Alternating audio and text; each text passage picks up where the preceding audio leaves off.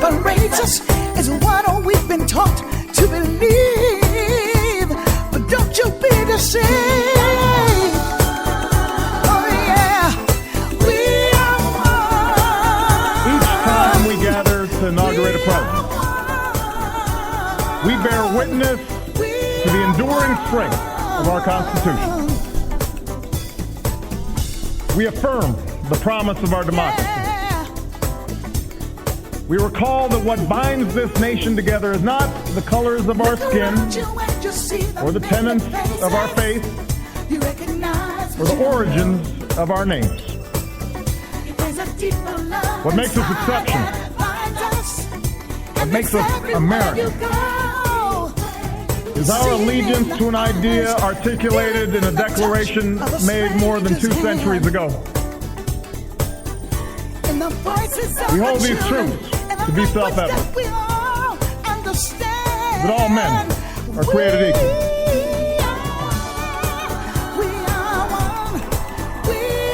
That they are endowed by their Creator with certain unalienable rights. But among these are life, liberty, and the pursuit of happiness. Today, we continue a never-ending journey to bridge the meaning of those words with the realities of our time. For history tells us that while these truths may be self-evident, they've never been self-executing. That while freedom is a gift from God, it must be secured by His people here on earth. The patriots of 1776 did not fight to replace the tyranny of a king with the privileges of a few or the rule of a mob. They gave to us a republic, a government of and by and for the people, entrusting each generation to keep safe our founding creed.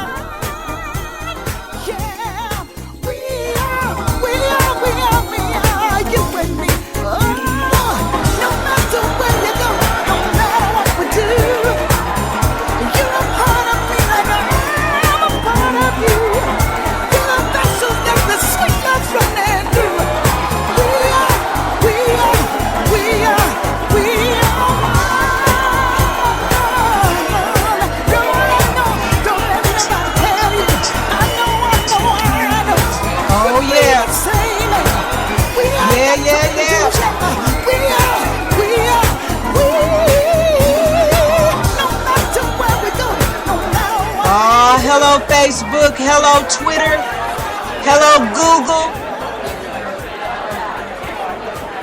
Welcome YouTube and internet listeners all around the world to Let's Talk About It. Y'all are rowdy up and all ready to go, and I'm ready to go too.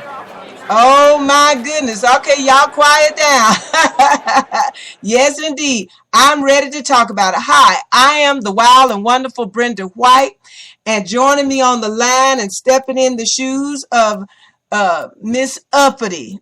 I know y'all gonna miss Jackie. We already miss her, but stepping in the shoes is Barry Jackson. He's gonna take Miss Uppity's place. And oh, he ain't as nice as Miss Uppity. I know y'all look forward to Jackie cussing every now and then, but you know me and Barry will cuss. But we gonna try to focus on what's happening and not cuss too much.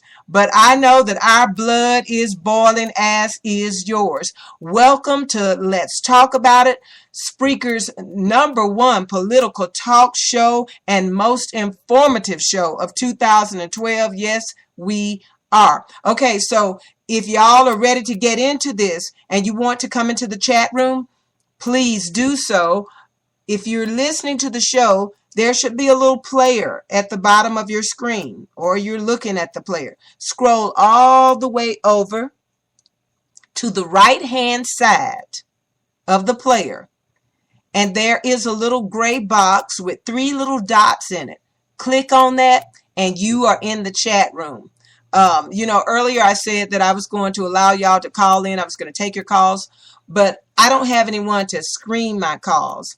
And I just knew that some jackass would take it up on themselves to call and say something ugly and get me and Barry cussing, make me lose my religion.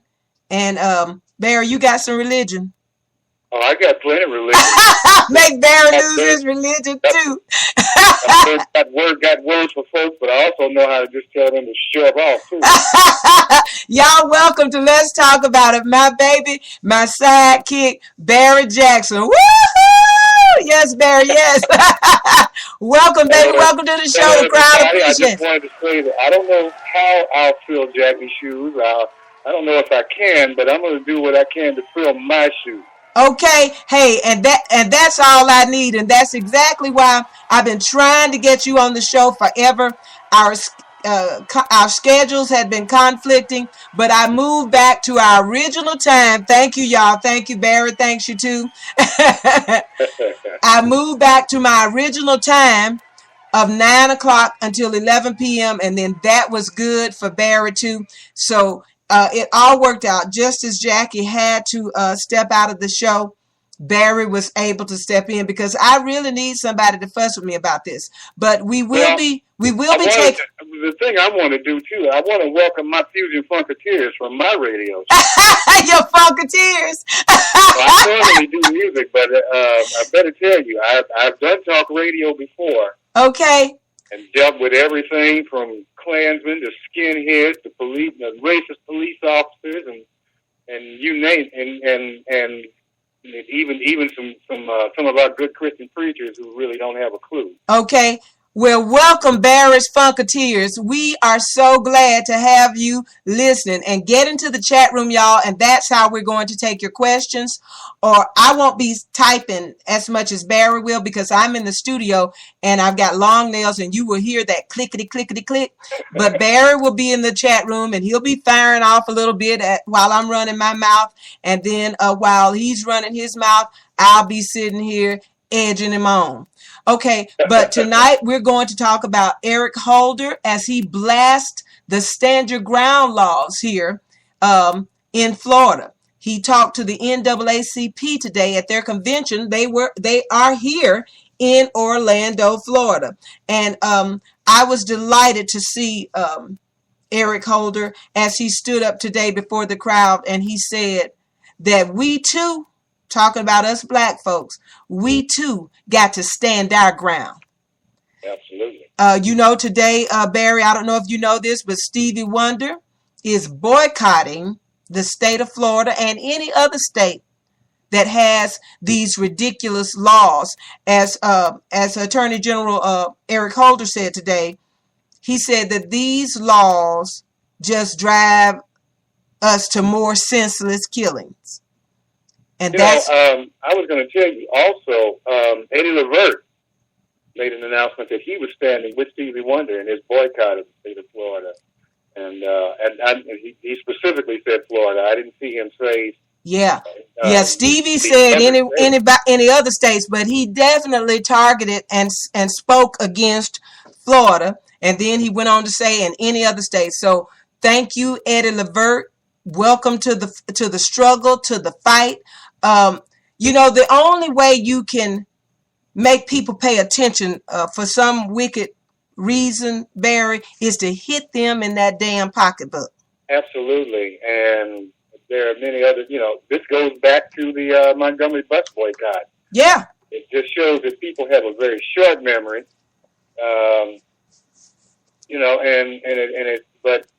Yeah, Negroes had to pay the same price to ride on the bus. I think they might have made them pay more. But once the black people stayed off that bus, that money, that's what affected them.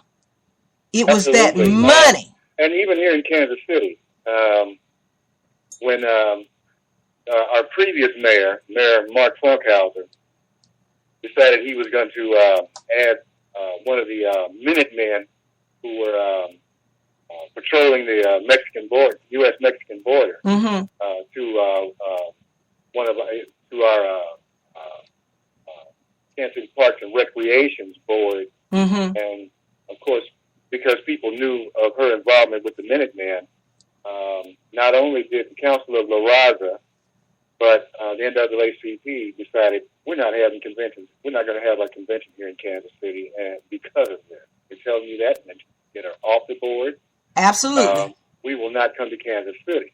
And lady by the name of Frances Simler, and she even offered to resign. Our mayor, being hard-headed, told her that, no, I don't want you to resign. Well, when they saw that money was not coming in, that's right. He went on ahead and let her resign. NAACP eventually did have a convention, and I think Councilor Raza is planning a convention.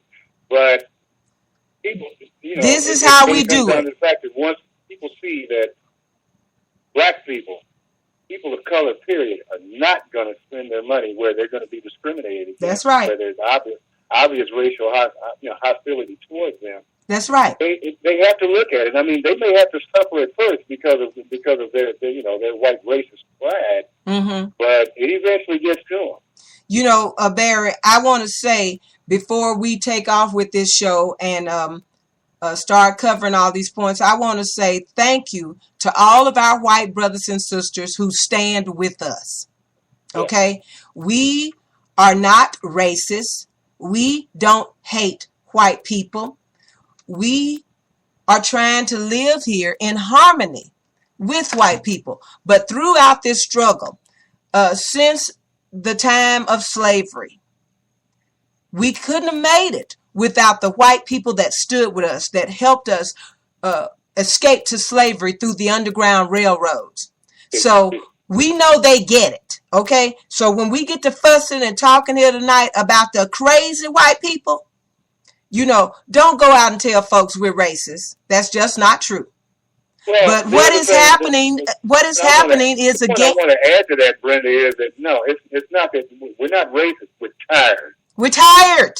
We're tired of the racism. We're tired of people trying to tell us that we are less than who we really are. And I want to say kudos and shout out to Kim Kardashian. What's his name? Arnold.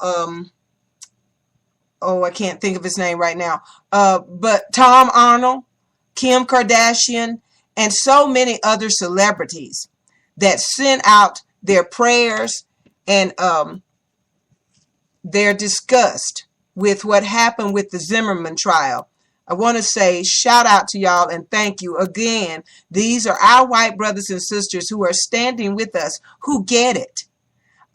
We're also going to talk a little bit about, before we get to Zimmerman, because we know that that's going to take up the rest of the whole night and the rest of the whole conversation.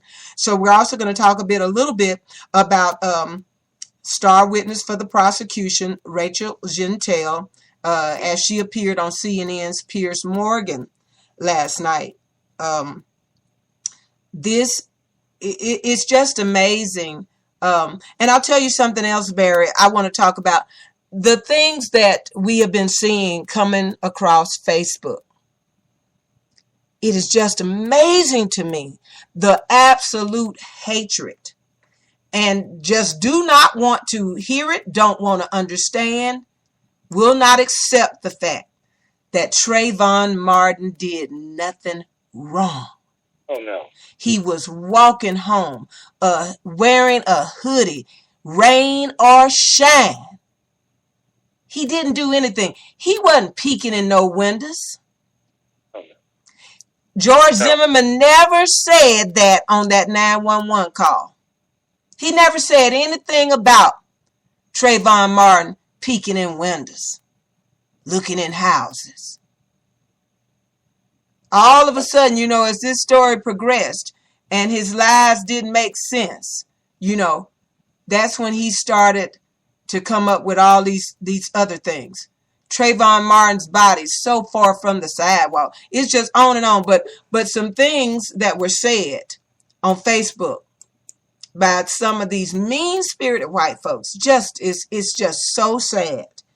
I wrote a prayer today because my brother Crochet, sent me a message on Facebook that said that he was still hurting. He said that he was still effed up over this whole sad thing, what had happened. And he asked me, would I pray for him? And I said, yes, bow your head with me now. And yes, I'll pray for you. And y'all hold on, whatever my laptop is doing, it is not allowing me to scroll my whole page for the day. I don't know if anybody else is experiencing that, but that's the first time I've seen that, and it's driving me crazy. But I'm going to open another page here with my big laptop. I don't like to have too many windows open when I'm broadcasting because it puts a strain on the system. Y'all know how our computers can get crazy and stuff. But let me get on my page, and I just want to read this little prayer to y'all that wasn't 1 minute long. And then, well, I guess that's Facebook that's doing that because I'm here now on my Facebook page, and I still can't get to the prayer. I know how to get to the prayer. Hang on just a second. The thing I wanted to point out was this, and that's that what a lot of people, black and white, fail to realize. There are a lot of us that are not 14, 15, 28 years old. Mm-hmm. And we come to understand, this has become all too common in our lifetime. Anybody that's that grew up in the 50s and 60s and had, what it really amounted to me was they basically, with that standard round law, they just legalized lynching. It legalized what, Barry? Lynching. Yeah. They legalized lynching. I mean, and it's like Eric Holder said, this law was not needed. No. We already knew the ground rules for if somebody comes up in your face and starts some mess and get their ass whooped, you had every right to defend yourself, whoop their ass. And if it had to come to death, we already understood that this was a special as I got law. Some understanding of, what the basic premise of this whole issue was, even before Zimmerman was arrested. Mm-hmm. It just sounded all too much like something that happened to a very close friend. Yes, because he was in a public park. Mm-hmm. 3 white males who had been out drinking decided they wanted to go beat up some gay men. Uh-huh. In the park where they knew that gay men congregated. Yeah. Now, my friend Steve wasn't gay, but Steve was he was a musician, and he was the kind of musician that was comfortable playing his saxophone. In the park, in the train station, wherever. It was nothing for us to be out in the park just playing to the birds. Just jamming. I had played at a club the night before, at a club that maybe is open until the sun comes up. Mm-hmm. Before he takes me home, we stop in the park and go play. Yeah. And I was supposed to be with Steve that night, and he wanted me to go with him to a club at a hotel to play the jam session, and I just elected not to. Mm-hmm. The next day when I go to rehearsal, because we played in a big band together, mm-hmm. and when I went to big band rehearsal, I found out Steve had been murdered, and come to find out, the murderer had not only beaten Steve to death with a baseball bat, but he had assaulted another man, a white gay man, actually, and let him get away. But he didn't let Steve get away. Yeah, I'm amazed that these people can do such mean-spirited things. But let me just tell y'all this prayer that it was the first thing I did on Facebook today. And it just came from my heart. And my friend was saying, I'm still all effed up, my spirit, my thoughts. Brenda, will you pray for me? And I stopped and I wrote this little short prayer. Heavenly Father, I take this moment to humbly ask that you soothe our broken hearts and our troubled minds and give us peace and understanding over this mental lynching and this outrageous injustice that we've all witnessed against our child and yours, Trayvon Martin. Keep us mindful that this is a wrong that in time you will make right. In the difficult days ahead, please give us the wisdom and the strength to fight this non-violent battle that we are now entrenched in. In your son Jesus' name, amen and amen. That was my prayer. And what did I have, Barry? But some unsensitive, cockeyed white woman, excuse me, my audience. I love you, my brothers and sisters, my white brothers and sisters, but I got to call it what I'm thinking.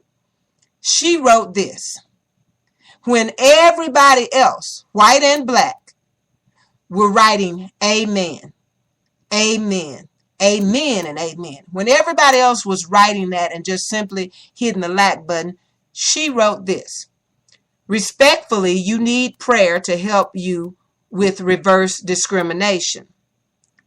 The denigration of black culture due to all the black men killing other black men is much more of an issue.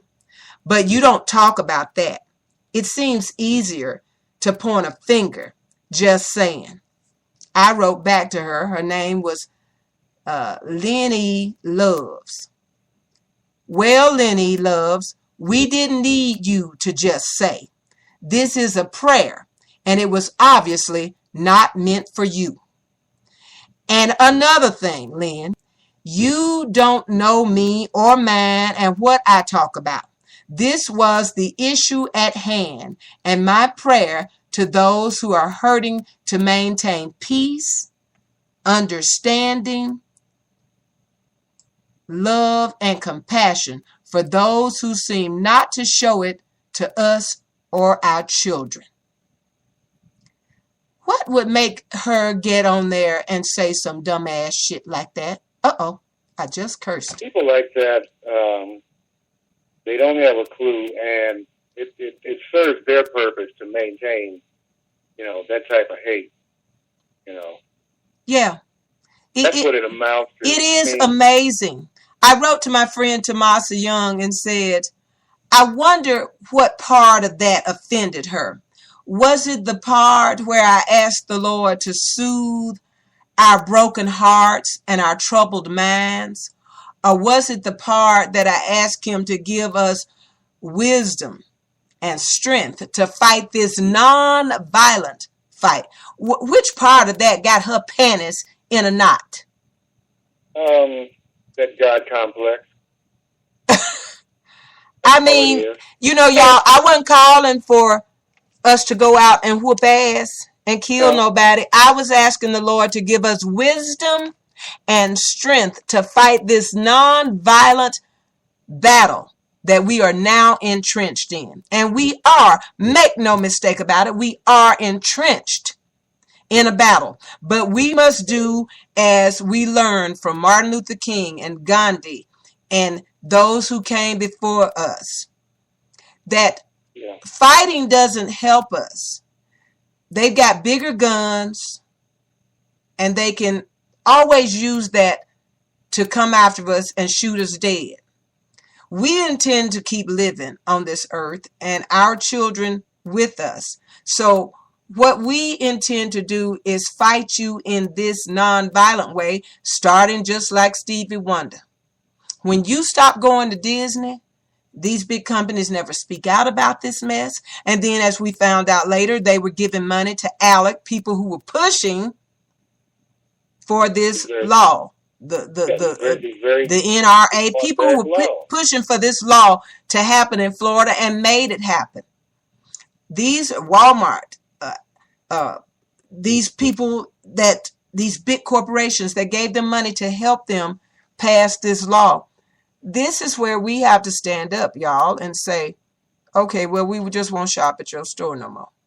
Yeah. We just won't go to Disney no more. We just won't, This is the only way you can hurt them. And whether they like it or not, this is the only way that you can make them come out, apologize, and then work with us. We have every right to live on this earth and pursue happiness. Trayvon Martin had every right to throw his hoodie over his head, rain or shine, and walk home.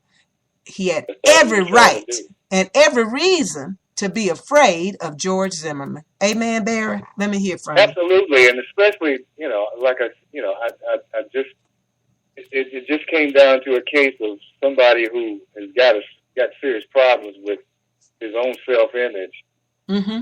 and who has literally led a life of entitlement, Mm-hmm. and has been and allowed and has. I had somebody put something up talking about, this situation happened because Trayvon's father wasn't a good father because he and his mother were not living together. I said, well, here you got it. I said, yeah, and you say that, yet he was killed by a man who lived with both of his parents, who were always there, wipe his butt every time he got in trouble. What does that have to do with this young man getting murdered? Domestic violence. Yeah. Now he's even facing the possibility of a child molestation charge. And his father's always been there to protect him because his father is a retired federal judge. Right. And he turns around, goes out, and because of his own negative self-image, he thinks that by going out and learning how to do mixed martial arts and getting a gun, it just makes him a man suddenly. And he never would have stepped up on. He never would have stepped. Officer, and yet you want to be a cop. I mean, come on. I said to someone the other night, I have a white friend on Facebook. His name is Byron, and he's from my home state of Arkansas. And he wrote the other night, am I the only white person in Arkansas that understands that George Zimmerman murdered Trayvon Martin? Absolutely. And when he said that, man, he set off a firestorm. Mm-hmm. One of his friends wrote, where'd you get your information from, Byron? The old vomit media? Yeah. He got what he deserved. They really see this child and us as just bugs on the earth that deserve to be squashed. There's no way that Trayvon Martin did anything wrong. He was on his phone talking with his friend. Is the game on yet? La la la la la. Just having chitter chatter. You don't do that when you're planning to kill somebody.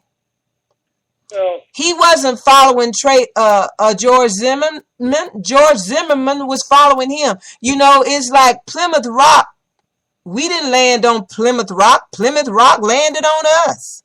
Well, the other part of it, too, is you hear people saying, well, this isn't about race. I said, well, okay, then maybe you need to really listen to the 911 tape. You also have to understand that there are such things as racial code words.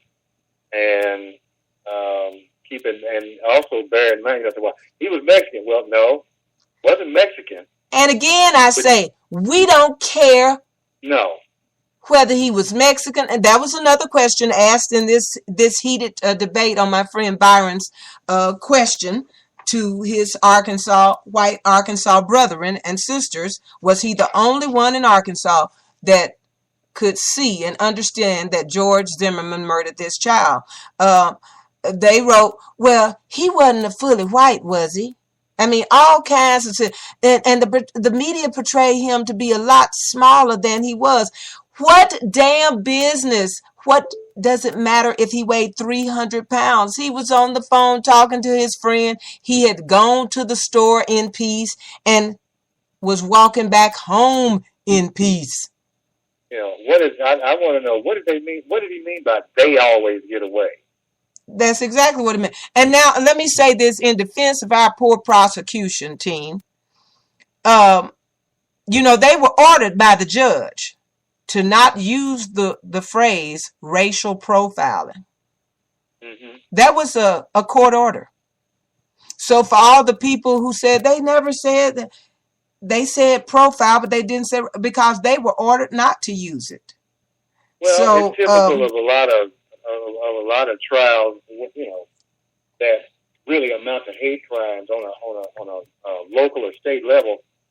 It didn't surprise me as much as it saddened me that this man was acquitted. It didn't surprise me. Again, I can go back to the situation that happened to my friend. Mm-hmm. His murderer was acquitted, and even though he showed up at a party after the same night of the murder with blood on his shirt, having a good old time. And that's because they bragged about killing a nigger. They are given a pass, Barry. When we send this message to them, they're given a pass to continue killing. How can you go to a party after you kill somebody? Same thing. How could Casey Anthony go partying that night that she knew her child had not been found? How do you party?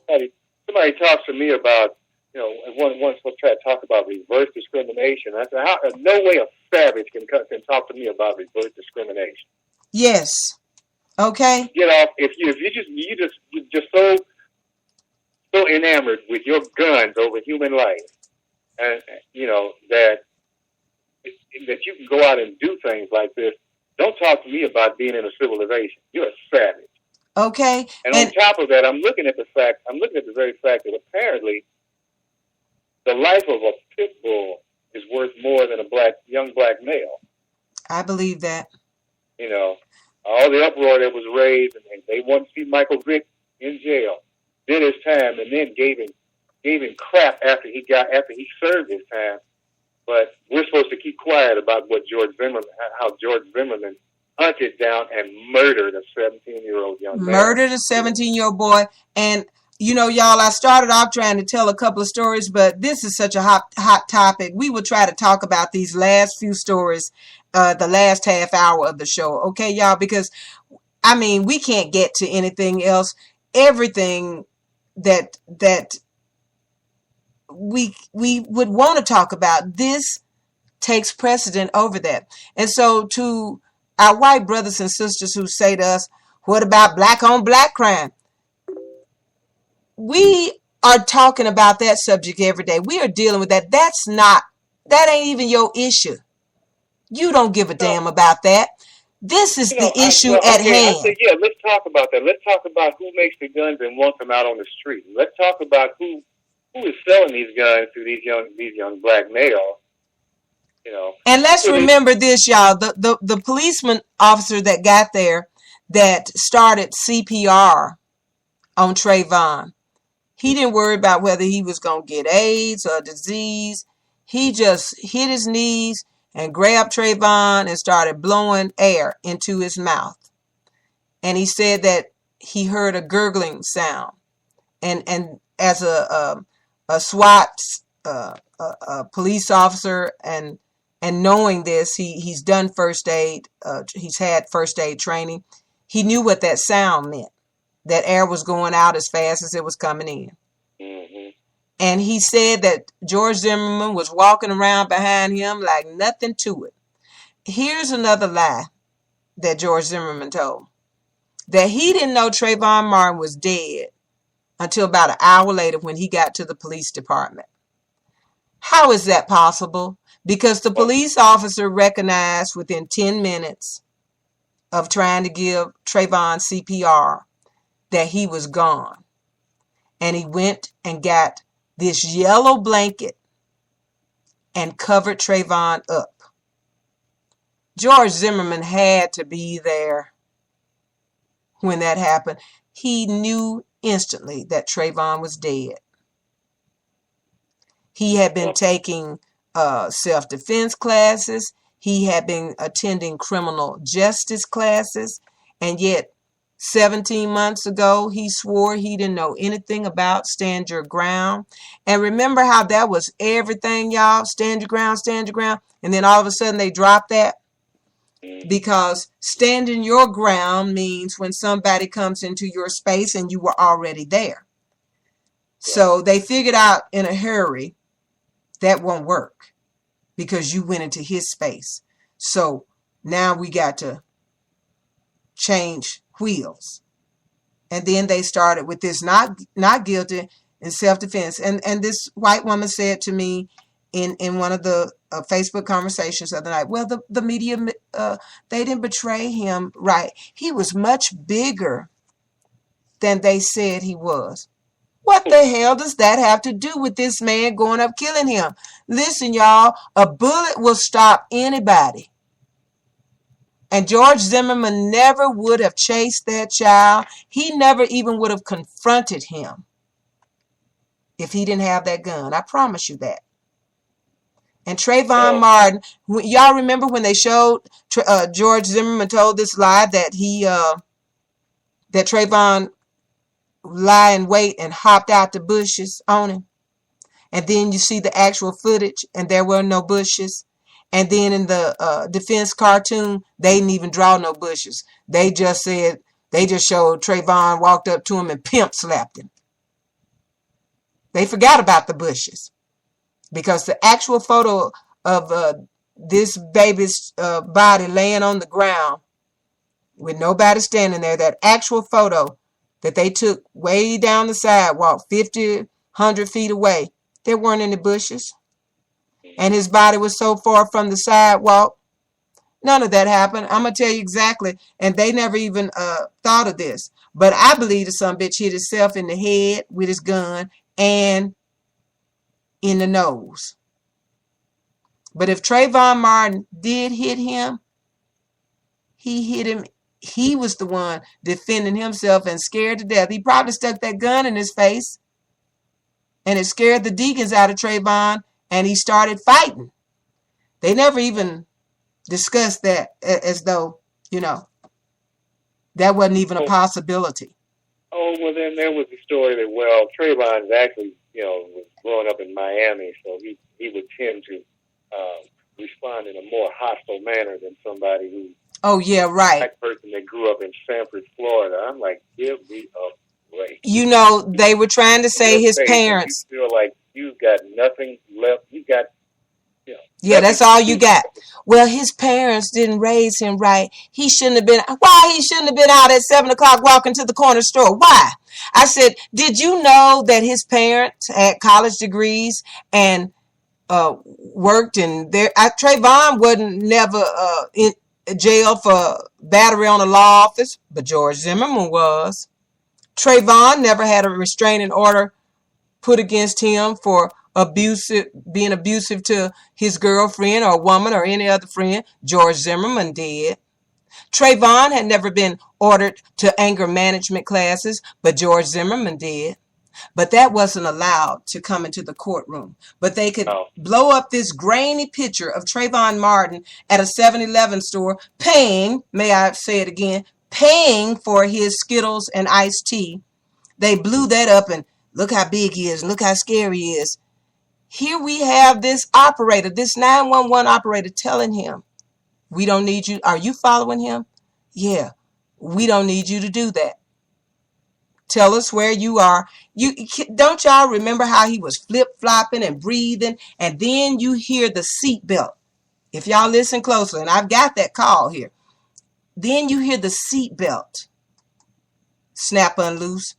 Then you can hear him lightly close the door. I paid close attention. And then you hear the wind whoop, whoop, whoop, whoop, whoop, whoop, on the cell phone. That's because he's running. Mm-hmm. Trayvon was running.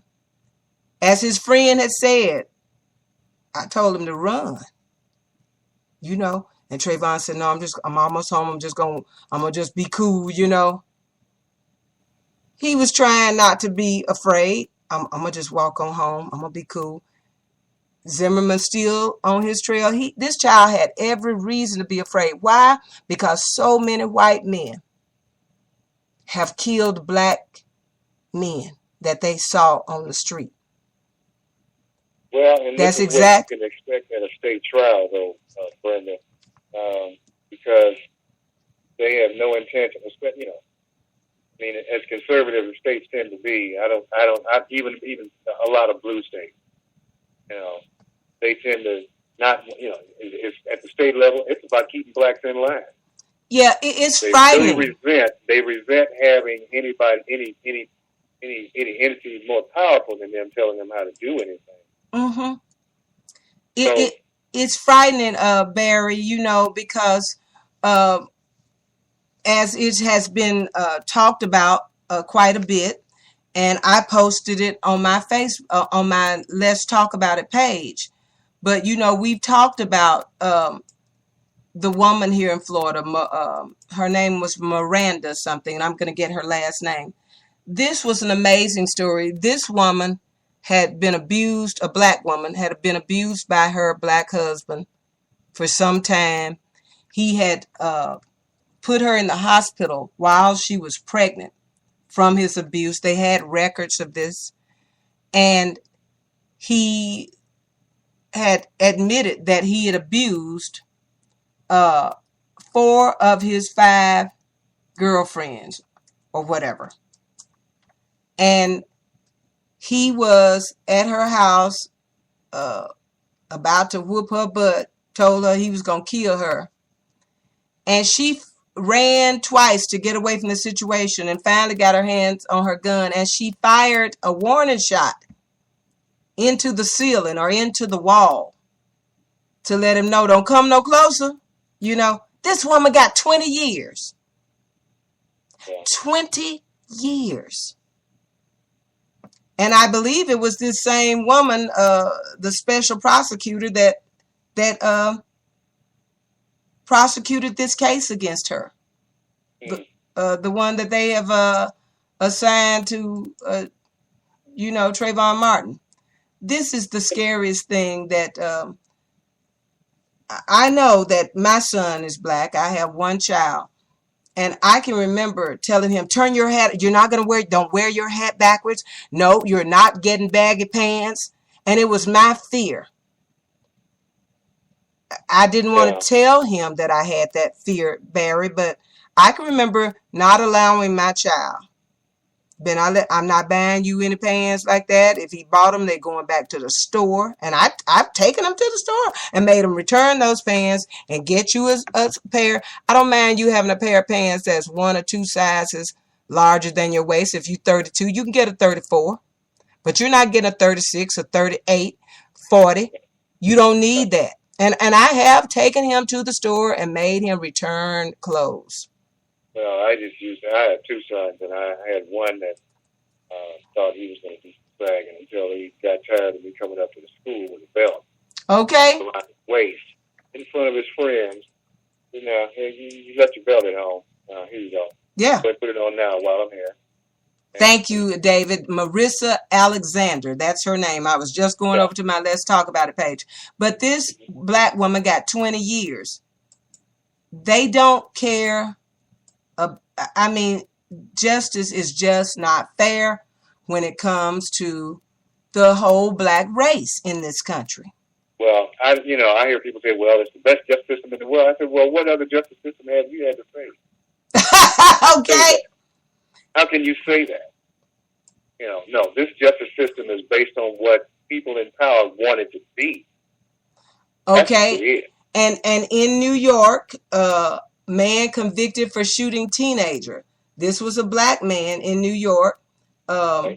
These bunch of teens came to his house in the early wee hours of the morning, threatening to kill his 19-year-old son. His defense said that basically this black man had flashbacks of when his grandfather was run out of Alabama and the KKK coming to their house. And he went out and he shot one of these kids in the face, one of these white kids, and killed him. And he got 5 to 15 years for that. How this man, George Zimmerman, was able to walk away from this was absolutely a crying shame. Okay, y'all, let me tell you this. Okay, what's trending now is, I had my story up and dropped it. Okay, on Twitter, I can remember that much. On Twitter, this juror B37. Mm-hmm. Y'all familiar with that term? That's this juror who was married to the attorney and talking about George like he was her son. George just made a very bad decision.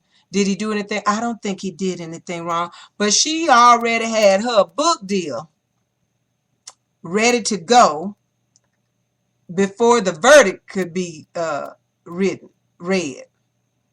And on Twitter today, this girl, and I'm gonna get back here to it in just a second, y'all. I had it up so I could go right to it and tell y'all. But this girl started a tweet that said, don't let her gain profit from being a juror. She was going to tell all the ins and outs and what went on in the jury and write this book and make some money. And well, it seemed like to me, didn't this person get to the literary agent that was going to work? That's exactly right. Here's the headline: Twitter user swiftly sabotages Zimmerman juror's book deal. And how she did that was she tweeted today.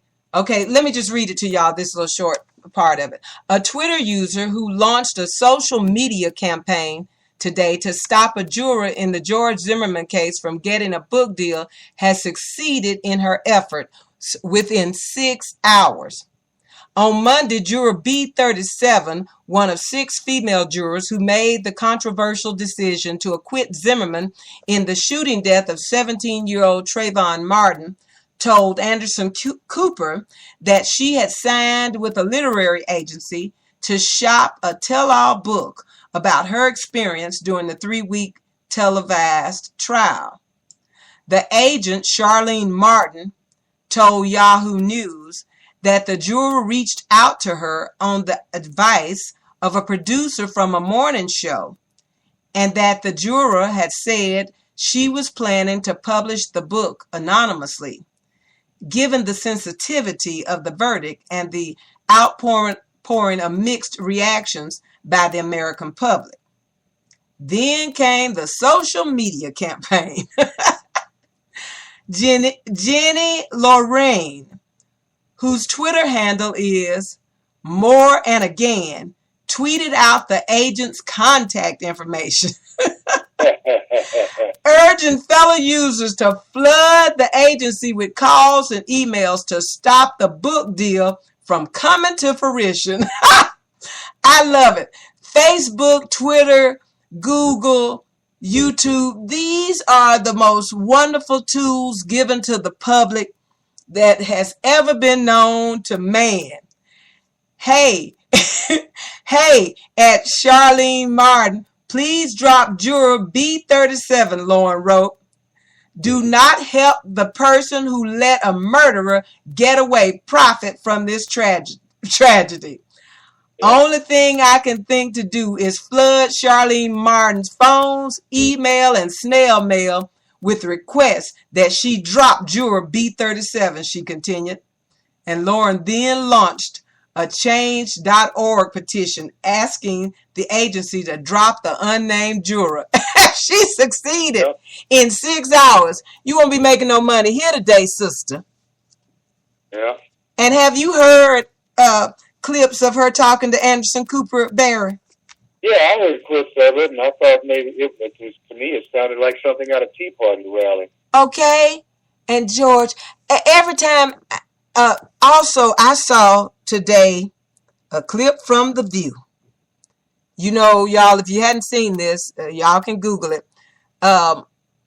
Zimmerman's defense attorneys, Mark O'Meara and Dan West, were on The View. And Mark O'Meara has gotten into this voice. No, George was found not guilty. He was found innocent.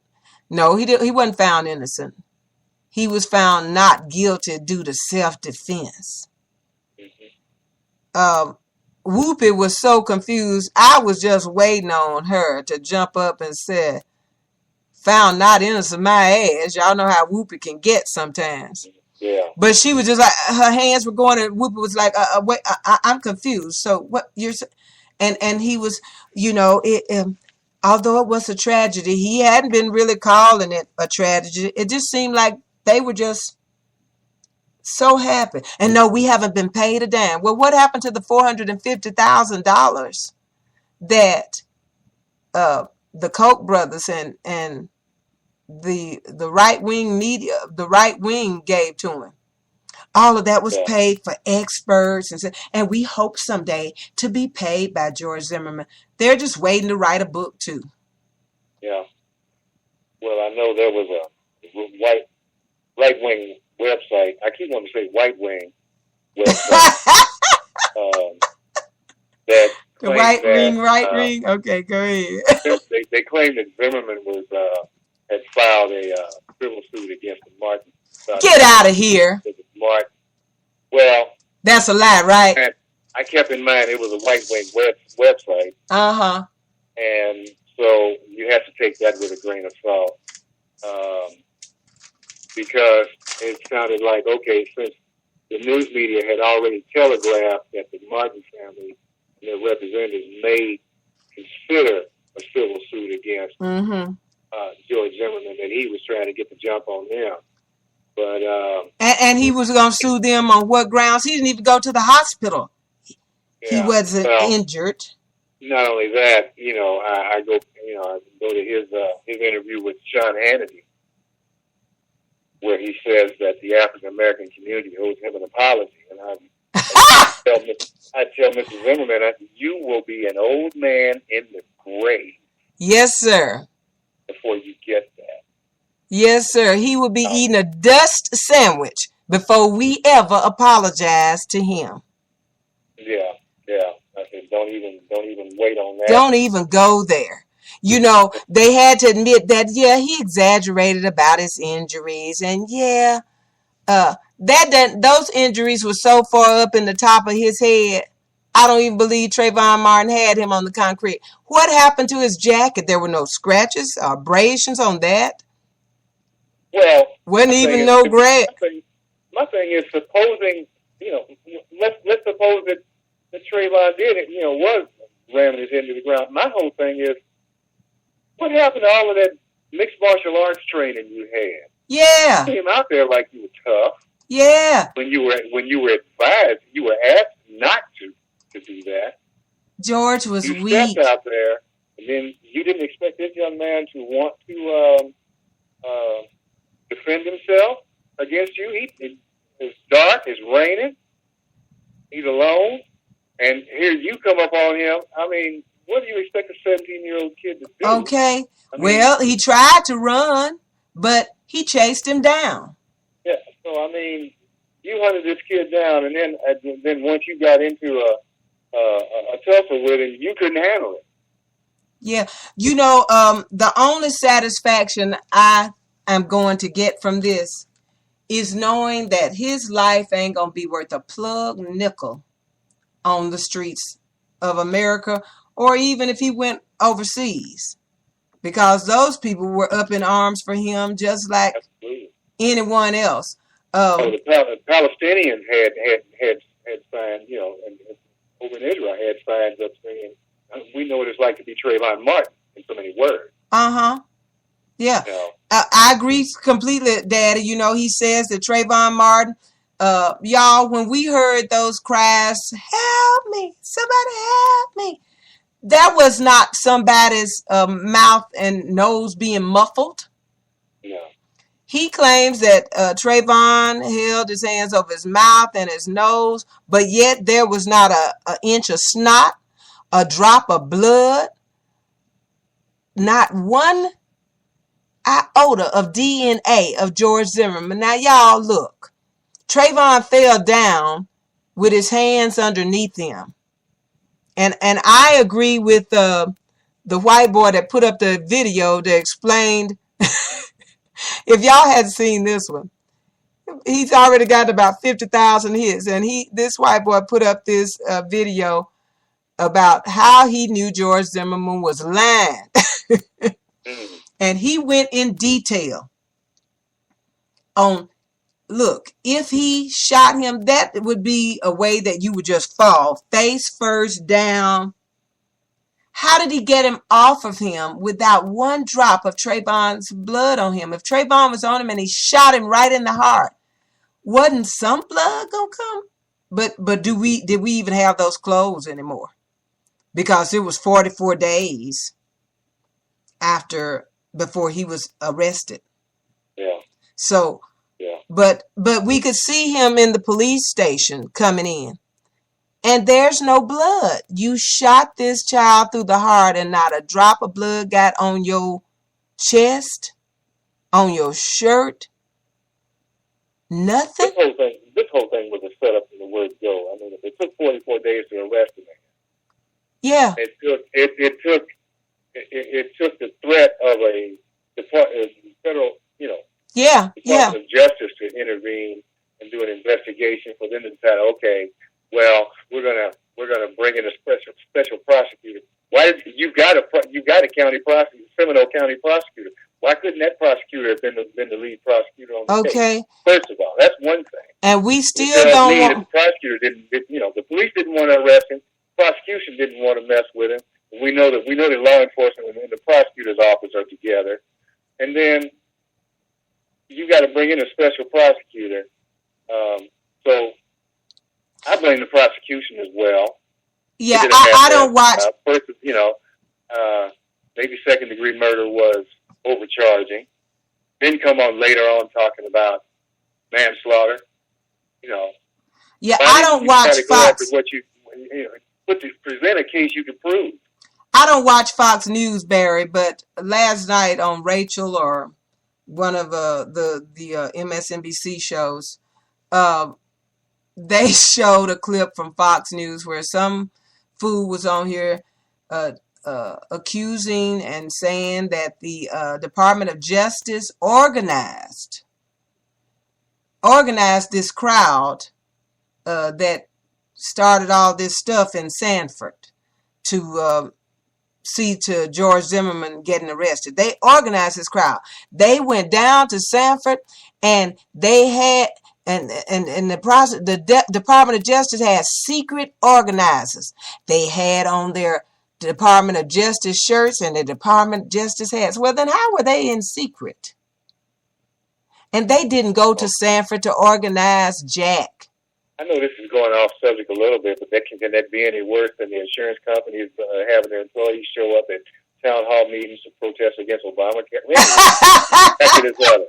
Okay. Back to this other one. They don't have any shame. In other words, accuse me of what you do. Yeah, they don't have any shame. It's just absolutely amazing.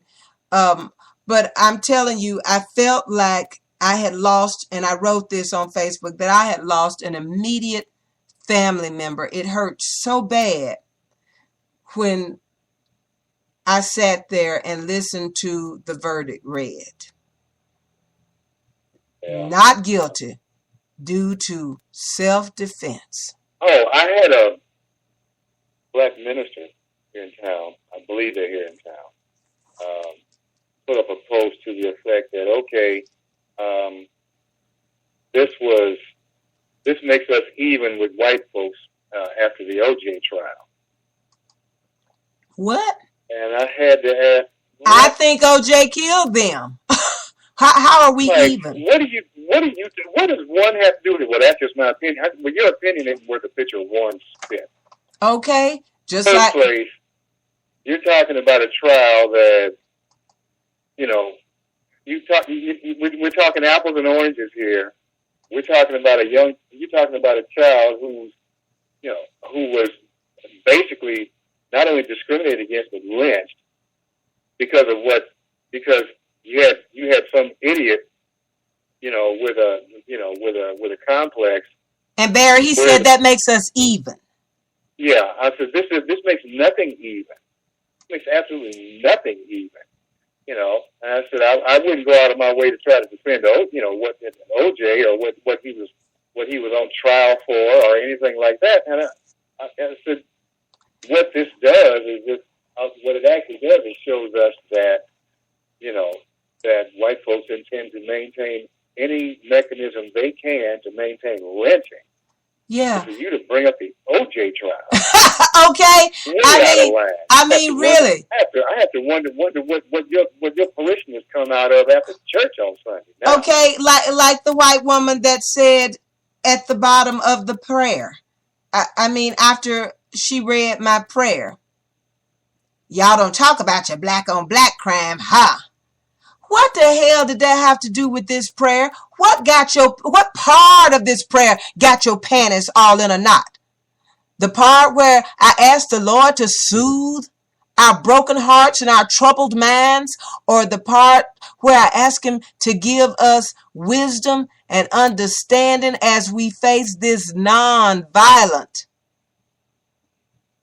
thing that we are entrenched into now? What part of this prayer it goes back to it. ain't got shit to do with shit? Well, that was somebody that probably just can't handle the liquor. And if I were doing my late night talk show, I'm sorry, Barry. David Caper said he went and bought a bottle of Jack Daniels that night. that's what made me say what I said. I was saying to myself, I ain't got a thing to drink in this house because I kind of put drinking to the side. And oh, how I wished I just had a bottle of something at that point. Well, again, I'm kind of immune to the insanity that comes across. The way we used to deal with folks that would come up with idiotic comments like that, we would just tell them, look, this discussion is not for you, and your best bet is to go on and get back in bed and finish playing with your mama. Finish playing with your mama. You are just brutal. But it would go there. It would lend itself to going there.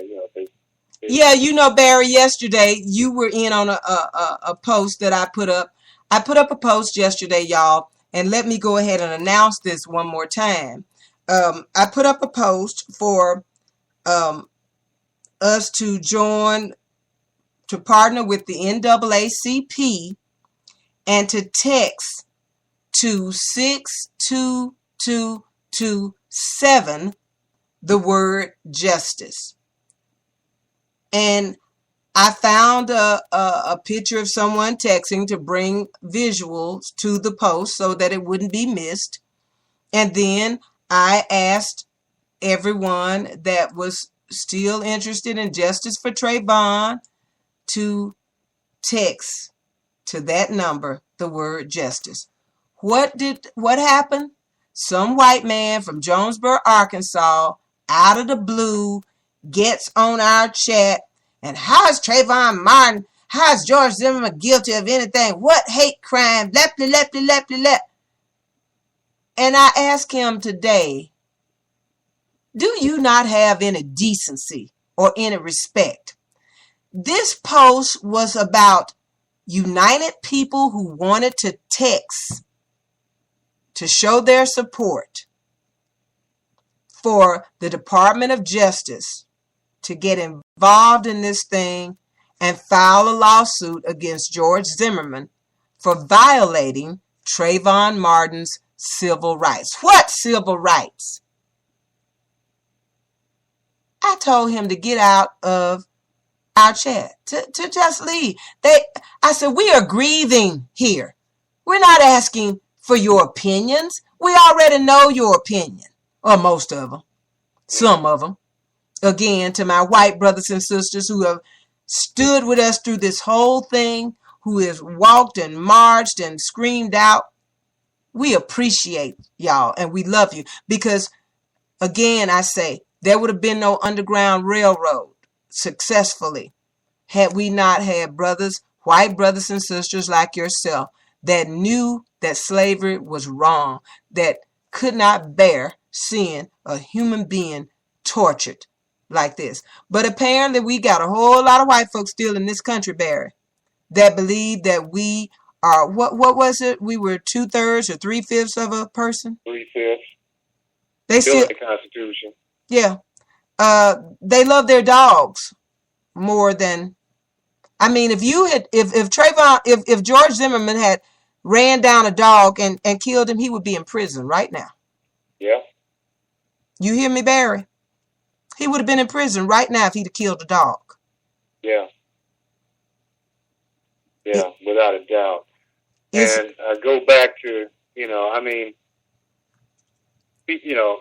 then we've got our boy Geraldo Rivera back to talking about his what Trayvon wore is what got him killed. That what? The hoodie. Get out of here, man. I keep in mind this is the man who who brought some, took up TV time on ABC, on the ABC network. All this time and all this build-up, he's going to find something in this vault that belongs to Al Capone. Mm-hmm. When all this build-up, and at the very last minute of that hour, with all this commentary leading up, they opened up the vault. That place was empty as I don't know what. I'll never forget watching that. And I can remember sitting here thinking, oh, I had my hands over my mouth. Oh, my God. You are finished. That vault was emptier than Sarah Palin's brain. Yes, it was, Barry. Yes, and it was. This is the same man that after he got run off from ABC, went over to another network and has a special about going to bring the skinheads on, going to bring on some civil rights workers and what have you. Mm-hmm. Place breaks out into a fight. Right. Of course, his nose, yeah, butts into a chair. Then he goes out to a Klan rally after his nose healed. Mm-hmm. And gets into a fight with the Klan and gets arrested. Mm-hmm. So that show is done. Yeah, so he had nowhere to go but... Then he goes over to Afghanistan with another network and gives away the location of the troops he's embedded with. Trying to get them killed. And now he's with the network that he belongs at. Oh, okay. What do you call it, Barry? Fixed news. Yeah. Barry doesn't call it Fox News, y'all. He calls it Fixed News. Okay. Absolutely. We will be right back. You are listening to Let's Talk About It, Spreaker's #1 show for the most informative. I am the wild and wonderful Brenda White, and you are listening to Barry Jackson, my co-host. We'll be right back, and then when we come back, I have this song written by Daryl Duncan that I must play for you, written in memory of Trayvon Martin. Trayvon Martin's heart speaking to George Zimmerman. Y'all stick and stay right here for Let's Talk About It. We'll be right back. The only thing that separates us is what we've been taught to believe. But don't you be the same.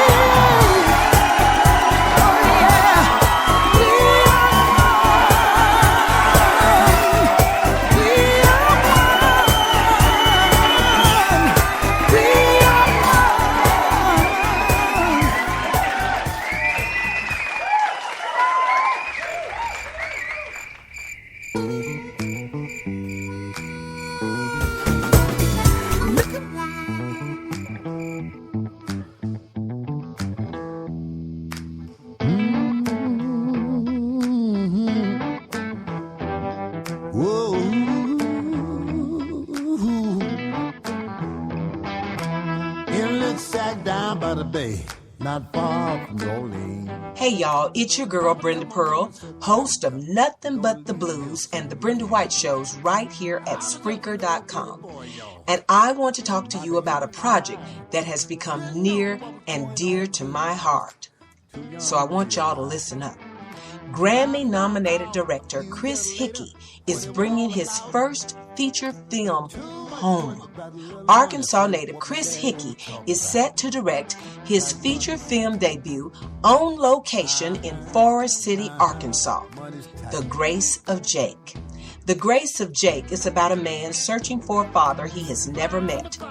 Wayward musician Jake Hayes takes a journey that leads him to the rural Arkansas Delta amidst crop dusters and gospel churches, gravel roads, and sweet tea.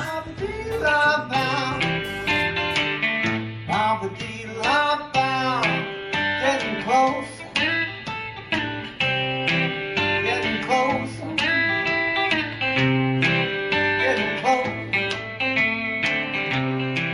It's here, amidst nothing, that Jake finds everything. Life, love, and a gospel record contract. This is a movie about the wonders of grace told through the power of music.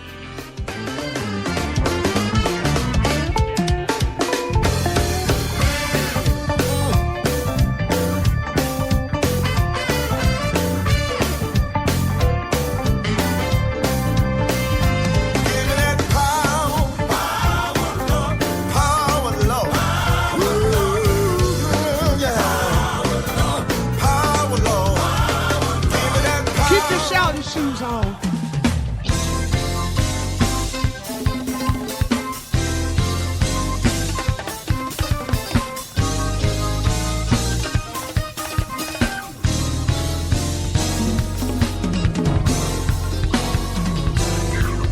Oh, hallelujah. Now, Chris needs your help. He needs our help to get this movie made. These kinds of heartfelt stories get lost in the shuffle of Hollywood, but thanks to crowdsourced funding sites such as Kickstarter.com, you can become a part of something great. Log on to Kickstarter.com. Search The Grace of Jake to find out how you can help. Every dollar counts. Every person that pledges becomes a part of the team. And in the words of Jake LaBox, American blues singer, songwriter, and actor who is starring in this film, this movie's got drama, it's got romance, it's got violence. But without finance, it's got no chance. Can I get an amen? So y'all tell somebody to tell somebody. And y'all log on to Kickstarter.com. And let's bring Chris Hickey and The Grace of Jake home. Thank you for listening. This has been a Brenda White production right here at Spreaker.com. I'm shouldering weight of everything left unsaid by thousands of years of relatives whose throats were made of lead. My mother says that the devil lives in my throne. My mother says there's a demon in my guitar. My mother says there's a demon in my guitar. Oh yeah, y'all. Okay, and listen, you guys, you have made the difference. You have helped us to reach our goal of $125,000 and succeed that. So keep those dollars coming, because we don't turn down nothing. And every dime that y'all give us will be spent in Forest City, Arkansas, making this movie. But right now, we want to thank you and tell you that we appreciate you, because you have given $130,421, and we are so grateful. Y'all keep the dollars coming. And I mean, y'all are really donating dollars. Just $1. That's what I ask you for. $1 or more. And I mean, I've sat here and literally seen this thing change from $7.85 to $7.86 and $7.87. And that means that people are absolutely donating $1. Okay, you are back here with the wild and wonderful Brenda White and my co-host Barry Jackson. And now we're going to take one more little break as I play for you the song 18. DJ Tony Sanchez, my cohort here, at Spreaker.com, and one of Spreaker's triple threat in full effect at all times, sent me this song yesterday. It's written and sung by Daryl Duncan. It is in memory of Trayvon Martin, but the way he said it is this is Trayvon Martin's heart speaking to George Zimmerman. Y'all check this out. It's absolutely beautiful.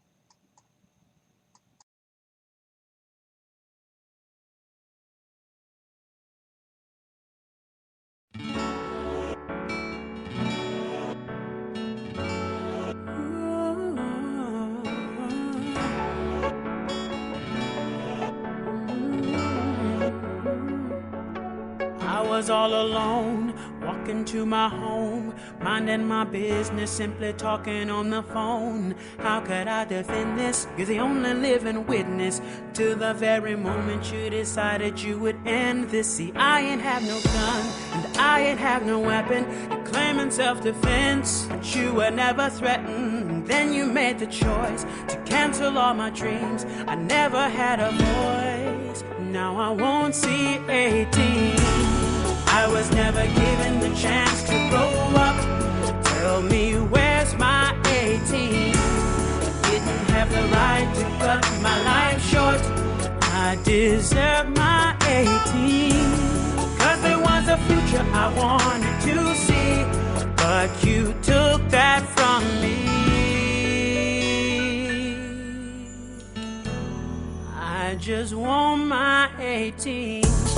How was I suspicious with the hoodie on my head, seeking shelter from the raindrops, but you wanted me dead.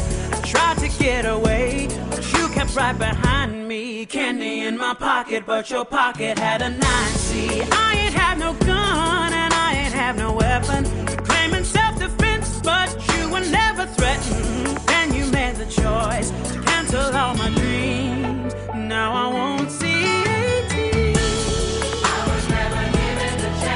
Grow up, tell me where's my 18? You didn't have the right to cut my life short. I deserve my 18. Because there was a future I wanted to see, but you took that from me. I just want my 18. If you could have listened, you would have known my name. Just a kid who just begun to live, just beginning to live. I just want my 18. I was never given a chance to grow up. Tell me when my 18. Hey, didn't have the right to cut it short, yeah. Cause there was a future I wanted to see, but you took that from me. I just want my 18.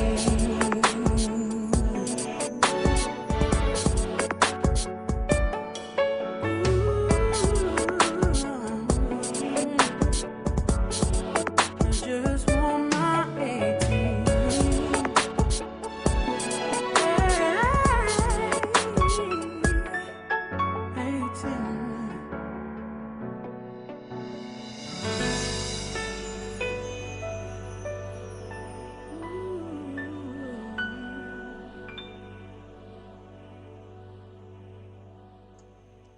Oh my goodness.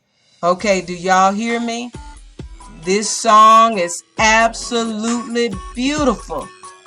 That's Daryl Duncan, 18, in memory of Trayvon Martin. I'll never get to see 18. Wow. Thank you, my brother DJ Tony Sanchez, for sending this one to me. I said, oh, if only the people that sit around and say that Trayvon Martin got what he deserved, never got a chance to grow up, never given the chance. Oh. As a father, though, Brenda, I mean, even though mine are in their 30s, I still worry about them when they are.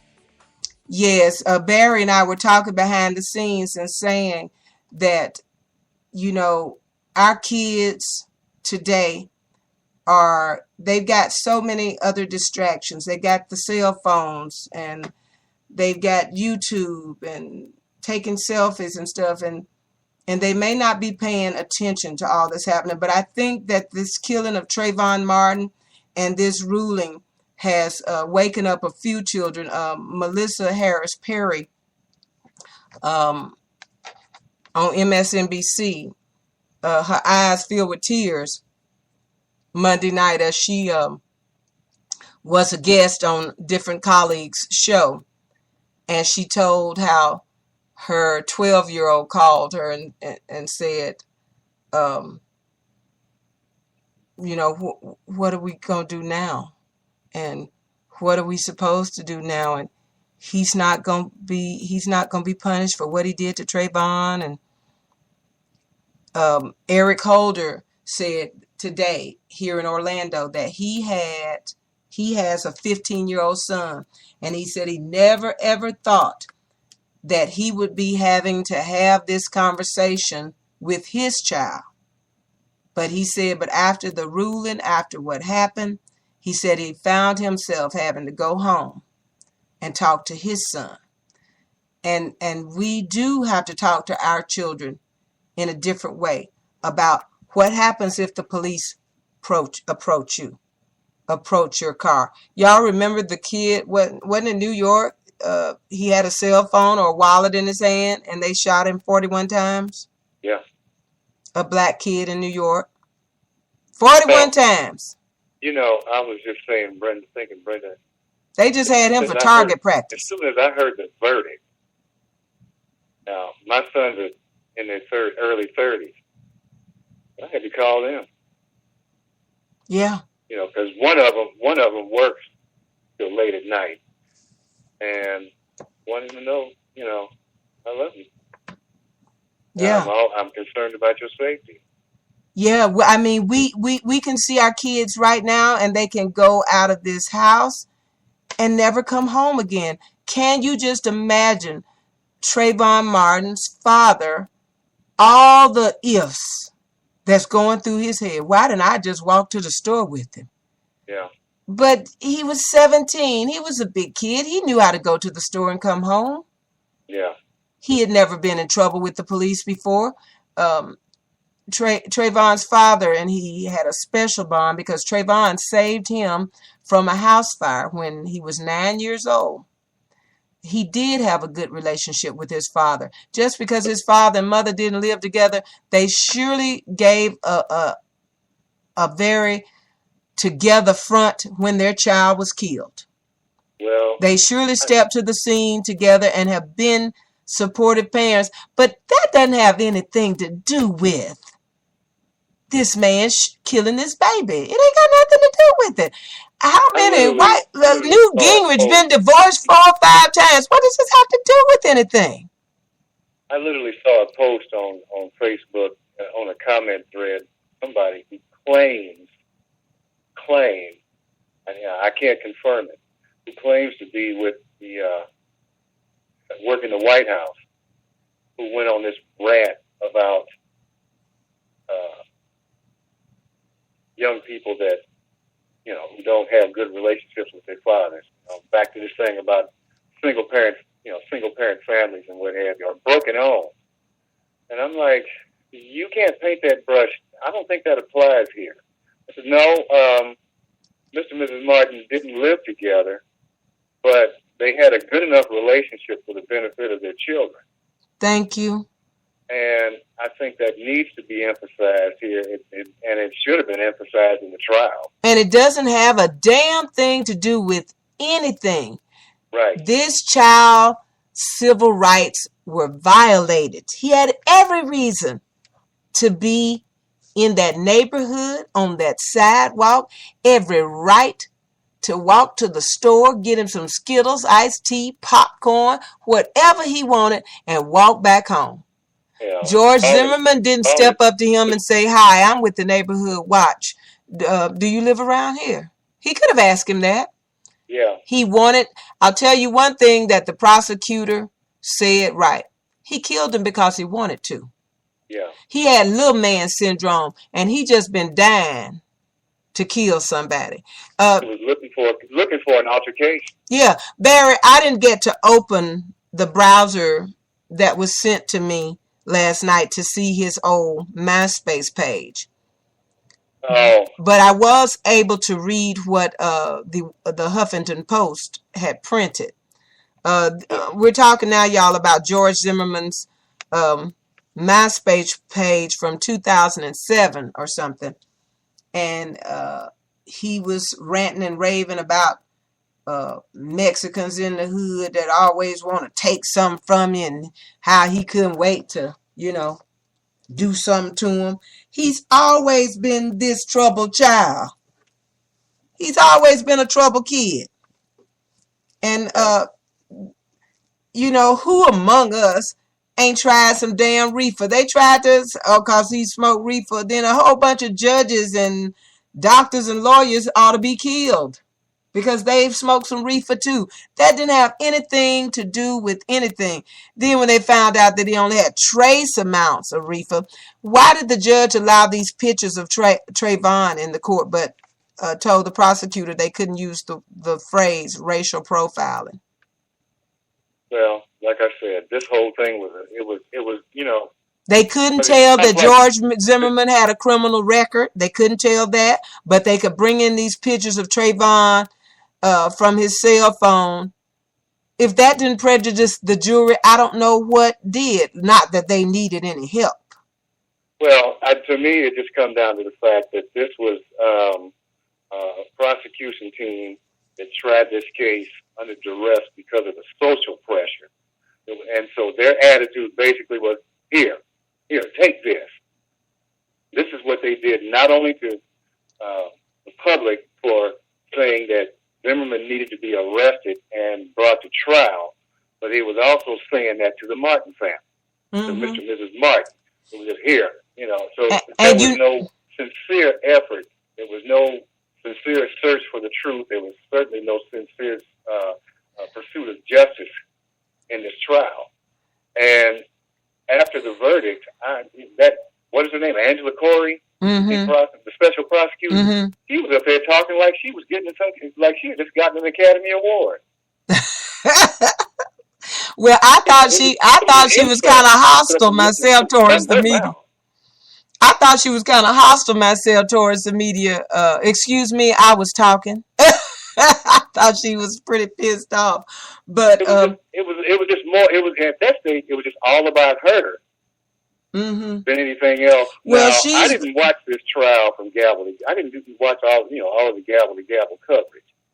Well, if I'm not mistaken, she's the prosecutor that gave Marissa Alexander 20 years for firing a warning shot and not shooting her husband point blank. Yeah, well, which speaks to why they didn't really pursue. And again, this was a Rick Scott prosecutor. What do we expect? I mean, so many people were saying, why didn't the prosecution say this? And why didn't they say that? And why didn't they, they were telling the jurors to use their hearts. But of course, that the judge instructed them that sympathy and stuff. Why would you tell them to do that? Don't use your heart. Use the facts. All these lies that George Zimmerman was caught in. And then he said, here was the most blatant thing for me, Barry, on that interview with Sean Hannity. When Sean Hannity asked him if he would change anything, he said no. It was God's will. Oh, so now you killing folk for God. I'm talking what God? Yeah, what God? It was God's plan. God of people with little man complex? And if that wasn't enough to convict him, you killed him on God's plan? Okay, so if a bunch of us get crazy and say that it's God's plan that we just start killing white folks, we going to jail. If we'd have said that. And he said he wouldn't change a thing. So he had no remorse for killing this child. Yeah. And that's the way he behaved. The police officer said he wasn't nervous or nothing when he got there. He had shot him and was walking back and forth pretty calm. Yeah. Waiting on them to get there. The white woman that testified, who was on the phone with 911 crying, oh my God, I don't have a gun, anything to go out there and help him. What should I do? And then, oh my God, he shot him. And she started crying on the phone with 911. They ignored all of this. And now they're saying, on the Facebook chats, he got what he deserved. George Zimmerman stalked and killed this child. How did he deserve it? And I really understand that these are slave mentality people who don't even believe that we are 3/5 of a person. Yeah. And I'm telling you, if he had chased a dog down and killed him, he would be in jail tonight. He would have been in jail the first night. He would have had more of a chance than Michael Vick did. Okay. Because his daddy's a federal judge. He's gotten him out of all sorts of trouble already. Of course he has. Prior to this. Of course he has, Barry, and he's going to continue to get him out of trouble. There's no doubt that's Georgie. Well, then why did Georgie stop hollering instantly when the shot went off? Yeah. Why wouldn't George need some help to get Trayvon off of him? Boy, that was quick. Wouldn't you have had to roll somebody off of you, Barry? I would think so. He was able to just shimmy, get his gun, shimmy and shoot him, and then shimmy from under him. Well, being the idiot that he is, I wouldn't. There's no way I'd compare myself to George Zimmerman in the first place. I got other things I need to be doing. In spite of how many break-ins have happened in the neighborhood, I'm going to be doing something else besides being a volunteer watch captain anyway. Be honest with you, and I'm not going to be alone if I am out and doing block watch. Mm-hmm. First place. Second place, I'm not a cop, so what do I need a gun for? Yeah. And again, they didn't even. As what's the word I want to use? As naive as that might sound, I just have a thing about guns, and all of this takes me back to that stand your ground law. But David Caper says kangaroo to have a court. conversation with somebody that I'm afraid I'm suspicious of anyway. Mm-hmm. No. I don't think so. And if you were so afraid, you chased him down. He first told the lie that Trayvon Martin is circling his truck. He said that Trayvon Martin started beating his head on the sidewalk at the truck.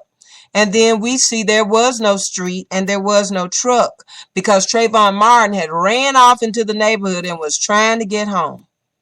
Yeah. As they said, he was 70 feet from his father's door when he was killed. Of course, there were no bushes he could jump out of. No, wasn't no bushes. That was another lie. But they did not talk about these lies at all. This was a big black Negro, and George Zimmerman was scared, and he had to kill him. Yeah. And you cannot, in the law that you couldn't even meet force, that's like you took a gun to a fist fight. Yeah. I didn't even know that it was legal to do that. No. Well, it's not supposed to be legal. Apparently it is in Florida and in 23 states in this country. Yeah, it did, Sam. Zimmerman cut him off at the pass, but they made their cartoon, and Trayvon just walked up to him and pimp slapped him. Ain't got nothing to say. Just walked up and pimp slapped him. Yeah. Bust him in the nose. Yeah, as far as I'm concerned, George had his gun out. Oh, he definitely had his gun out when he walked upon it. And remember, the white woman that testified, the same woman that cried as she called 911 and said that she didn't have a gun to go out there to do nothing to help this person. And she was so, it was so terrible for her. She started crying on the 911 call. Remember, this woman testified that then she heard, before this shot went off, she said she heard somebody, and she didn't know which person said it, but now we know it was George Zimmerman because he had the gun. But she said, I heard someone say, see this gun? See, I got a gun? Take my gun. She said that she heard that before George Zimmerman, before the started, and before he killed Trayvon. That wasn't even talked about in the closing argument. See, I watched this trial live every day. And I watched as much as I could every day. I knew this wasn't good for my health. I'm so glad that I didn't have a stroke through the whole thing. But this white woman said on the stand that she heard a voice say something to the effect of, see my gun, or I got a gun, why don't you take my gun? Well, we know Trayvon didn't have a gun, so we know that wasn't him saying that. And I'm certain that's how he was thinking and feeling. Uh-huh. Now, hey, gotcha. Huh, don't a Negro? Uh-huh. Yeah. I got a gun. Why don't you take my gun? Well, Effing again, punk. I go back to that sorry prosecution because it was like they felt like we really don't want to try this. You know, David Capers just wrote, and he could have shot him in the arm, in the leg, in the kneecap. And absolutely right, Dave. He could have shot him anywhere, but through the heart. He wanted to kill him. Yeah. And I don't believe for a minute that Trayvon was on top of him when he shot him. I believe Trayvon was standing face to face with him. And when he showed him that gun and take it, Trayvon started screaming, "Help me." And he just pulled the trigger. Yeah. This is just, it's amazing. And the fact that they just dismissed it, there was never any bushes, but this was a lie that he lie in wait for him in the bushes. Well, he was on the phone when Zimmerman came face to face with him. Rachel Gentile says she heard a bump. And then she heard Trayvon saying, get off me. And none of his lies made any sense. Then he said Trayvon was running from it. And then when Sean Hannity asked him, so he was running from you, why did you chase it? Well, he wasn't running. He was kind of skipping, kind of walking fast, Yeah, running from you. That's exactly what he was doing. Running from you when you chased him down and you killed him. Yeah. Because Rachel Gentile had already told him to run when he said, this creepy ass cracker is following me. And then they just believed that, he was racist. Trayvon Martin was the racist one. No, what you should pay attention to is the adjective, creepy. And then Trayvon called him a nigga 3 times. This nigga still following. This nigga still after me. This nigga still. And did you hear today, Rush Limbaugh has decided that because Trayvon called George Zimmerman a nigga over and over, then he could say it. Okay, you believe that? Go on out there. Go on out there in the public. No. And face some black man and say it to him. See what happened to your ass. Rush Limbaugh, it's no telling how often he uses it. How often he uses that himself anyway. Maybe not necessarily on the air, but we don't know what he says when that mic gets turned off. Mm-hmm. Yeah, but I believe what that white woman said on the stand, that I heard someone say, "See my gun? See, I got a gun. Why don't you take my gun?" She said, that's the voice here. Well, we know that had to be Zimmerman because Trayvon did not own or have a gun. Right. We know he said it. I know he said it. That woman didn't lie. And then she started crying on the phone to the 911. It upset her so, but it didn't upset George Zimmerman. And as my friend in the chat room, we call her Sam, Kaysen Mitchell, said the bottom line, and this is the bottom line, he should have stayed his ass in his car just like the 911 operator told him. But no, he didn't want to do that. He hunted that child down and he killed him because he wanted to. He has been itching to shoot somebody. Yeah. And especially one of these effing assholes. Mm-hmm. He's been itching to do it for a long time. Who always get away. Who always get away. They always get away. And the defense really brought that home for me as they put this sweet little blonde white girl on the stand and told that she was home with her new baby and Trayvon and 2 black men broke into her house and she was on 911 and they told her to hide somewhere. And try to find herself a weapon. And she said, I had my baby in one arm and a rusty pair of scissors in the other. The police started to come and they left. but they arrested someone later. But George Zimmerman heard about this and came over to her house that day. And then they had been friends ever since. George put a lock on the door for her and her husband, a better lock. And they talked about this subject about 20 times. George Zimmerman made 46 phone calls to the Sanford Police Department. All of them were black men. Mm-hmm. So this was his thinking.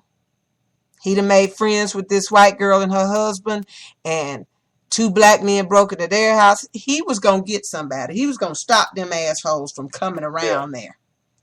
This was so blatant and obvious. The evidence is just slapping us all upside the head and in the face.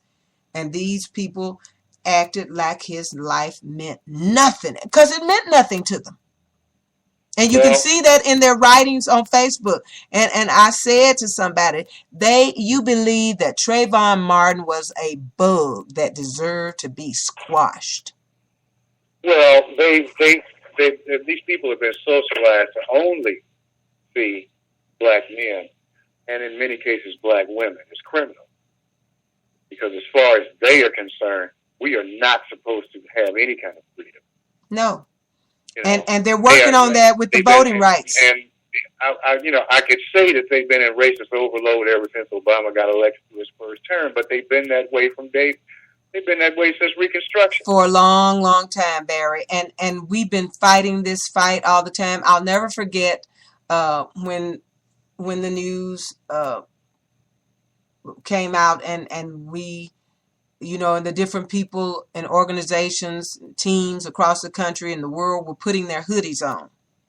Mm-hmm. So I got all made up one night and went over to Walmart and I put my hood on. And when I'm in Walmart, there's a white police officer, and he and I are the only ones in the back of the store. It's kind of late. And every aisle I went down, here he was. So now here I am, and I don't even need this stuff. I'm in the feminine aisle for napkins and tampons and shit. And he show up looking at that. What? And I looked at him and I said, "Are you following me?" And he said, I said, "Are you following me?" And he said, "What do you do?" I said, "What do you do?" "I'm an Orlando police officer." I said, "I'm an Orlando entertainer." "How you doing?" That's what I said to him. I made him feel like an absolute fool. Well, but now just think, you could have been in Texas. Yeah, I could have been in Texas and got my ass tased. You can't walk in the Texas State Capitol building with those. It's just amazing. I said to a white woman the other night on Facebook, "Well, he had on," I said, "Do you have any children?" She wrote back, "Yes, I have 4. I said, "Do they wear hoodies?" "Yes." I said, "Do you ever worry about them when they leave the house?" She wrote back, "No." I said, "Well, us black mothers and fathers wear it every time our children leave home. Every time." And I told her that same thing that I told the listeners earlier. I can see myself now telling my son, and I mean literally fussing at him to make sure he gets this through his head. You are not to wear your hat backwards.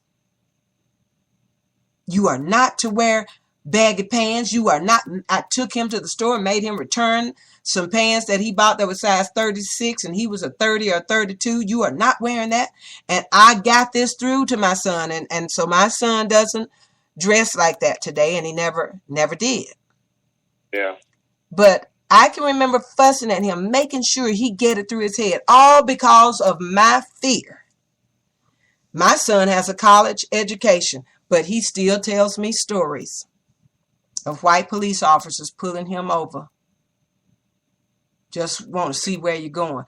Tyler Perry said it happened to him in Atlanta while driving one of his thousands of dollars cars, Mercedes or something. Yeah. And Tyler Perry said that he really felt fear because they could just shoot your ass out there and come with the lies, and they're going to be protected in most cases. Or pull out a little cheap gun and say, "Well, he pulled a gun on me." Yeah. while you're laying there bleeding to death. Yeah, it's just amazing. And the fact that this man has shown no compassion for this child dying. He hasn't felt any compassion. And now that you tell us that he's thinking about suing the Martin family for violating his civil rights, oh my God. Say no more. I'm really hoping that was a fake story. I hope so too. I will say this. Even if he does, I think in a civil, whether he files a suit or, I'm not a lawyer, don't get me wrong, so I don't know for sure, but I have reason to believe that he could. I don't think he could decline to testify. No, he can't. He would, and I'm hoping that the Martin family will bring that civil lawsuit against him, because his attorneys were saying, well, George doesn't have anything, and we're going to make sure he doesn't have anything. We're going to make sure that he can't pay that light bill on time. Yeah. Any money he gets needs to go to the Martin family. And as you know, they already settled a lawsuit with that condominium complex for George Zimmerman killing him. But they were not allowed to tell how many millions of dollars they got. But the Martin family has already, the condominium association there has already had to pay for his wrongful death. But they could not disclose the figure. I don't know if I'm speaking too soon on this, but I want to get back to the thing about the Department of Justice possibly looking at civil rights violation against George Zimmerman. I was talking with a local reporter today who had knowledge of the. I felt like the situation with my friend that I alluded to earlier, right? And his murder, and how that it was before real hate crime legislation came on the books. Right. It was because a friend of mine was able to find a civil rights law. I've been trying my best. I've been knocking myself out trying to find that particular civil rights law, and I haven't been able to find it. So I called this lawyer that did a story on, that did an updated story on the murder of Stephen Harvey, because I felt like there are a lot of similarities in that case, in the two cases. Zimmerman, Trayvon Martin's murder, and Steve Harvey's murder. Mm-hmm. And he couldn't think of it right away. But I will say that I think very soon I will have a follow up, and I'll be able to find the law that may be applicable. Well, it will be that hate crimes law, and that law is based on James Byrd in Texas, who was chained to the truck and drugged to pieces. I thought so. And it would also be based on the white kid that was gay. I noted this. Matthew Shepard. That's right, Matthew Shepard, who was tortured and tied to a fence post and beaten to within an inch of his life, who died 5 days later. And right. the Department of Justice was able to seek justice for both of them for hate crime, and that would be the statute and the case law that they would be going about to bring George Zimmerman. So people, before you get mad at Eric Holder or anyone, they're trying, and they want to make sure, they want to get all the evidence so that they can get his butt. So, they're working on it, but Eric Holder was, he was very brave today, and I mean, he was just awesome in my opinion. And the crowd roared today as he said that we got to stand our ground too. Yeah, and we are going to stay on this case. I was going to, he was really going. He really wants to go after those standard, that castle laws, standard ground laws, in all of these states, because it just leads us to, to me, and this is just my opinion, but I think even he sees this when he thinks about having to sit down and have that talk with his 15-year-old son. This is really legalized lynching that they have passed. Yes, it is, and it's been the fault of I see this. You see this coming from the manufacturers, the NRA, Yeah. the American And they're the Legislative ones Exchange who Council, under the Koch brothers and what have you. And it's just clear, these barbaric, monstrous laws that they're coming up with are really designed to really, make it easier for them to kill our children and our men. Right. It's a method of trying to keep us in line. Yeah. Really what it comes down to. Okay, so we have 9 minutes left, Barry. So let me talk to y'all about the IRP6, and then I want Barry to give his shameless plug. Okay, so let me start off with my song that represents my young black men that I've always forced to talk about on this show. Devontae Sanford, Trayvon Martin. The Jordan Davis trial is coming up here in Florida. Y'all remember young Jordan Davis, 17? A white man saw these kids at a gas station, told them their music was too loud, and just started shooting off in the car, fired about 8 rounds, and killed young Jordan Davis, 17, who was starting his first job that Monday at McDonald's. He shot and killed this young black kid, and then took off running. Someone from the gas station followed him and got his license number and gave it to the police, and they found him 2 hours away at his house in Daytona. They arrested him, and of course he started out of his mouth with "stand your ground." Then he claimed that the boys he saw a double-barrel shotgun come out the window. These boys were there to get gas and snacks, and they were going out, just young teenage boys hanging out. And he killed this child. And so we've got another one that's going to be a powder keg here in Florida, and that trial of young Jordan Davis is coming up here in Florida very soon. And so please, let's not forget him. Let's keep Jordan Davis's picture flowing on Facebook. Let's keep Trayvon's picture flowing. And I say that picture because that will help us to keep them in memory, keep them and their families in our prayers. So whenever I talk about young black men on this show, I have to play this song by Aretha Franklin as I begin to tell you about the IRP6. Oh, as nice as that is not the song I meant to play. So that was, and that is fitting. That as Hattie McDaniel from Gone with the Wind can say, that is fitting, but that's not my tribute song. That was People Get Ready. There's a train coming, and we better get on board. But this is Young, Gifted, and Black. And as it plays, I'm going to tell you that I want y'all to join this movement with me. I want y'all to join the movement of the Free the IRP6. This is 5 beautiful black men and 1 white man who were arrested and convicted and put in a federal prison. 7 to 11 years they got for a so-called wire fraud charge. Men raped women, killed children, do all sorts of horrible things and don't get 7 to 11 years.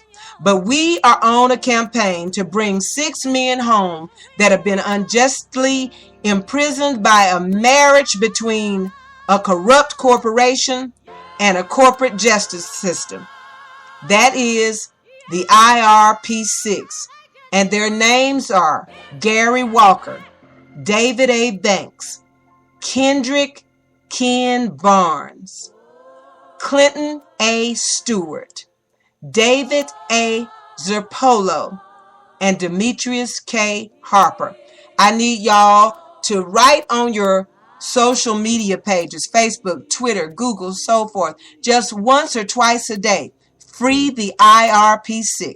And then I need you to tell somebody, tell your friends to go over and please like the IRP6 Facebook page.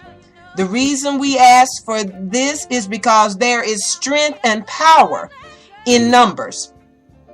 And when we show these numbers and we get numbers behind us, then we will get the media involved and bring these upstanding, educated, articulate men home from prison where they do not belong.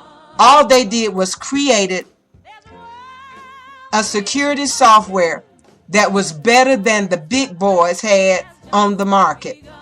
And then they were railroaded into prison over some bull stuff.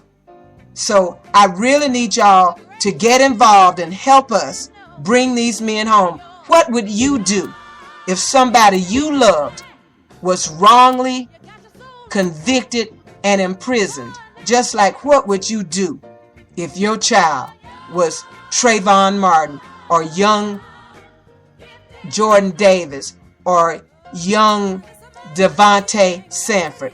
Y'all, we got a minute to get involved. Write their names on your Facebook pages once a day. But please, write free the IRP6 every day and get your friends involved too, okay? All right, I appreciate it. I love you. Go to Facebook. Join our Facebook page, okay? But you will always see it on my page. Let's talk about it. And just go over there and do it. Now, with 3 minutes left, Barry, give yourself a shameless plug, and then David Capers is waiting in the wings for us. Okay, then. My name is Barry Jackson. I'm sorry, Barry. I'm looking at my IRP. Go, okay. But I've known on 90.1 FM, KKFI, as your fusion funk meister, because I play the best in fusion and old school funk. I even do interviews with some of those artists that you grew up listening to. People like George Duke, bands like Tower Power, cats like Carlos Santana, Larry Graham. And as a matter of fact, I just did one with one of the first lead singers for Tower Power, Rick Stevens. After he's been a year out of prison after 36 years, and he's back performing again.